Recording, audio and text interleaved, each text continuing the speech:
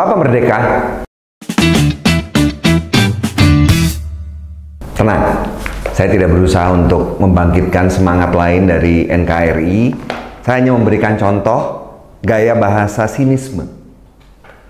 Gaya bahasa sinisme ini merupakan salah satu dari banyak gaya bahasa yang dibahas di dalam buku Gaya Bahasa karangan Pak Djoko Saryono.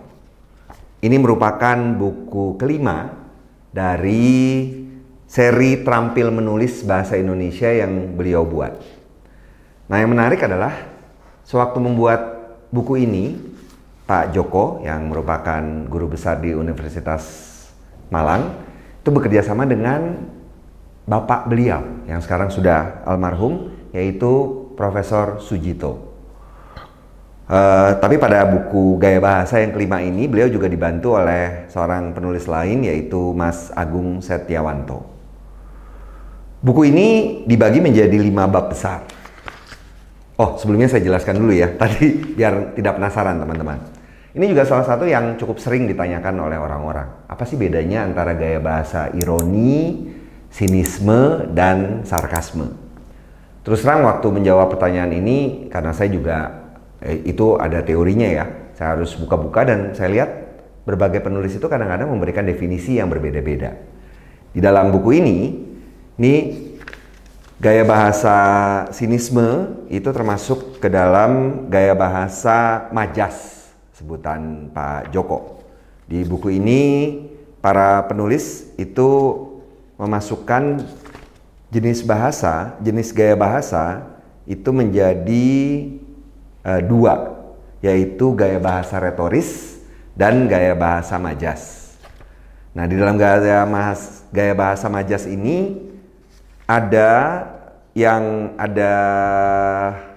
4 ya yang cukup mirip, yaitu ironi, kemudian sinisme, sarkasme, dan satire.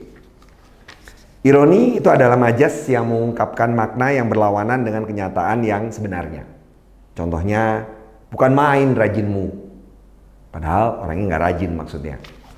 Sementara sinisme itu adalah majas seperti ironi yang lebih tajam dan menusuk perasaan serta penuh ejekan.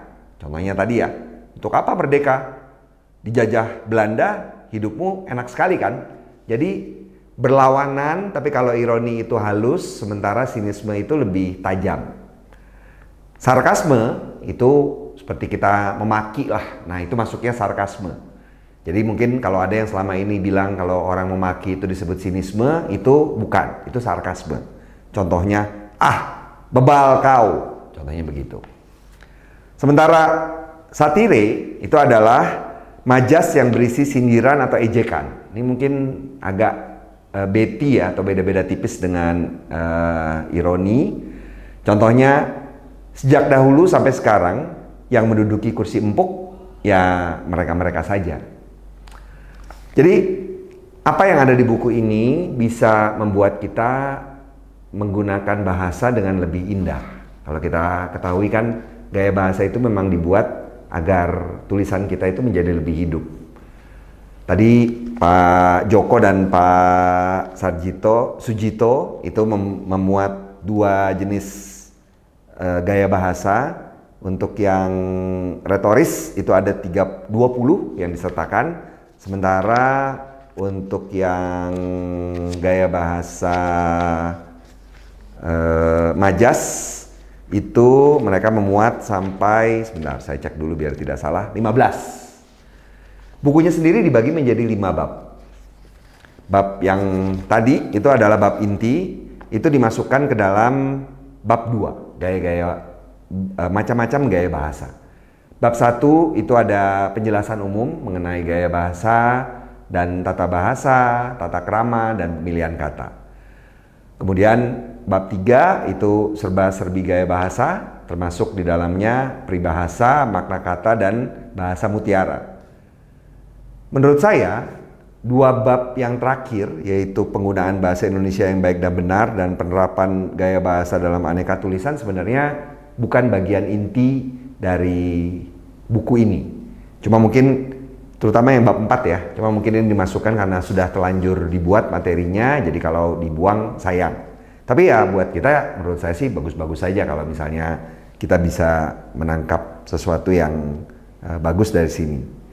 Nah, yang menarik nih adalah bagaimana menerapkan gaya bahasa dalam aneka tulisan.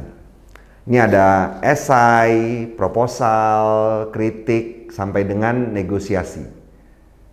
Mungkin ini cukup nyambung ya. Kalau kita lihat kan dari segi tulisan itu kita bisa bagi jenis tulisan itu paling tidak menjadi 6, mulai dari sastra sampai dengan hukum. Dari ke-6 jenis ini mungkin kita bisa bagi jadi 2, yaitu yang lentur dan yang formal. Gaya bahasa itu pada umumnya kita bisa terapkan dalam gaya bahasa dalam jenis tulisan yang lentur. Apa saja itu? Sastra. Jelas, gaya bahasa dalam sastra itu merupakan kekuatan. Lalu gaya bahasa di tulisan kreatif seperti penulisan iklan, penulisan takarir media sosial, itu masuk ke dalam bahasa kreatif.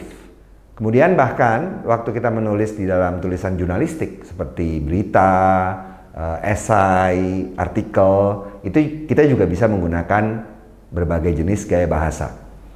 Gaya bahasa kita perlukan untuk memperkaya bahasa kita, jadi kita tidak menggunakan kalimat yang datar-datar saja. Buku ini sangat bagus. Ini kalau buat saya sendiri itu merupakan buku ketiga ya yang membahas gaya bahasa. Yang pertama itu bukunya Pak Goris Keraf, kemudian yang kedua itu dari bukunya Pak Henry Tarigan.